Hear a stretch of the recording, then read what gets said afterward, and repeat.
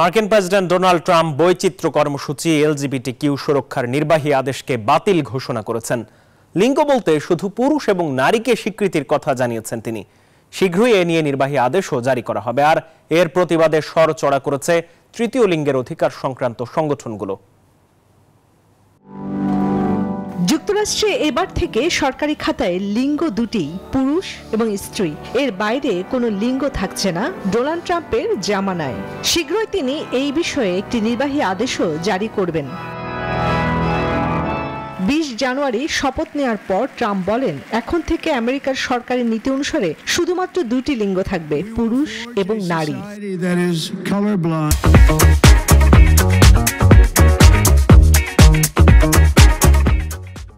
White হাউসের একজন কর্মকর্তা জানান, নতুন এই নির্বাহী আদেশের ফলে ফেডারেল সরকারকে জেন্ডার শব্দটির পরিবর্তে সেক্স শব্দটি ব্যবহার করতে হবে এবং স্টেট ডিপার্টমেন্ট ও হোমল্যান্ড সিকিউরিটি বিভাগকে পাসপোর্ট, ভিসা সহ সরকারি নথিতে সঠিকভাবে লিঙ্গ প্রতিফলিত হয় তা নিশ্চিত করার নির্দেশও দেওয়া হয়েছে।